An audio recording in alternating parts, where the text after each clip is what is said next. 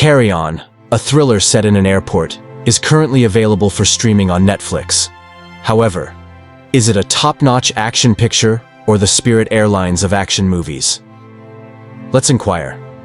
Spanish filmmaker Jaume Collet-Serra is the creator of Carry On. He has established himself with movies like Non-Stop and The Commuter, which typically feature Liam Neeson or Dwayne "The Rock" Johnson. But in Carry On, he adopts a different approach. I believe the film, which stars Taron Egerton in the starring role, suggests that Collet-Serra might benefit from stepping away from his typical leading males. I am aware that I am occasionally accused of overanalyzing action films, but the truth is that, as a watcher and reviewer, I always strive to understand the film on its own terms. What is it attempting to accomplish, and how successfully does it accomplish it? I believe Carry On mostly succeeds in its goal of becoming an homage to the iconic action movies of the 1980s and 1990s. In the film, Taron Egerton plays Ethan Kopech, a graduate of the police academy who is currently employed at LAX as a TSA agent. On Christmas Eve, when the film is set, the airport is crowded with people attempting to return home for the holidays. Jason Bateman portrays an enigmatic traveler who gives Ethan an earpiece and instructs him to allow a particular luggage to pass through security. If he doesn't, Bateman's character will murder Sophia Carson's character, Ethan's pregnant girlfriend. Every action Ethan takes is being observed, and every second matters, which exacerbates the situation. The main focus of the movie is Ethan's attempt to strike a compromise between the lives of the lady he loves and their unborn child, and the safety of thousands of people at LAX.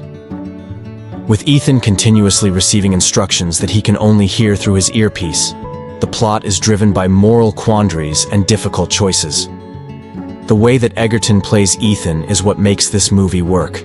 He's a normal guy stuck in a job he doesn't want, and dealing with a situation that's bigger than him. He's not a hardened hero. Egerton is the ideal young actor for the part because he can portray a relatable character. He plays it straight, no nodding or winking at the audience, and his likability is essential to the film's success. He is totally devoted to the part, which is crucial for a movie like this. It may seem strange to cast Jason Bateman, who is typically seen in humorous roles, as the antagonist, but it works. His character is a genuine menace because he portrays it with directness and coldness, rather than by being physically intimidating. Bateman was the ideal option for the part despite not being the most obvious choice, because he adds a cool menace that makes the tension feel genuine. You shouldn't take anything too literally when seeing a film like this. Since it's an action film, there will probably be some ridiculous or unrealistic scenes. Whether the film establishes and adheres to its own norms is what matters. Carry On does a good job of this.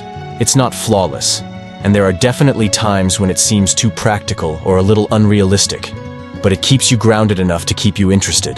The film's technical quality is among its best features. The setting, LAX, is realistic enough to immerse you in the mayhem of a travel nightmare on Christmas Eve.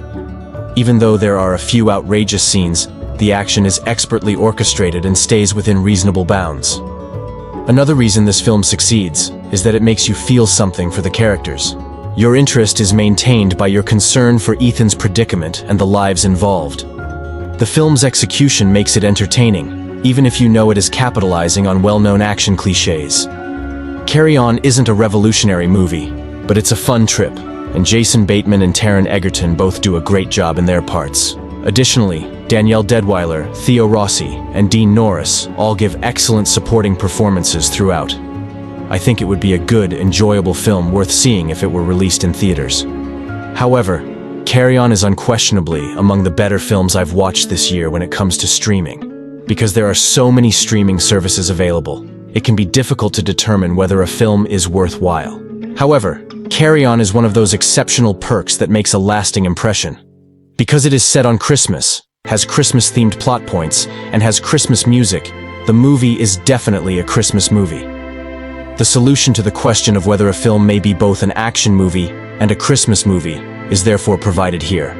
Carry On is a fun action film with a compelling plot and a terrific lead performance, despite its flaws. This weekend, if you're searching for a fun streaming movie, I highly recommend it. It demonstrates that Netflix can create action movies that are on par with those in theaters and even superior to some of the major theatrical blockbusters this year. Will you watch Carry On Netflix then? Please share your thoughts in the comments section below, and keep checking back for additional reviews, such as those of Sonic the Hedgehog 3 and Mufasa, the Lion King. I appreciate you viewing, and I hope to see you again soon. Subscribe and press the bell icon for more updates.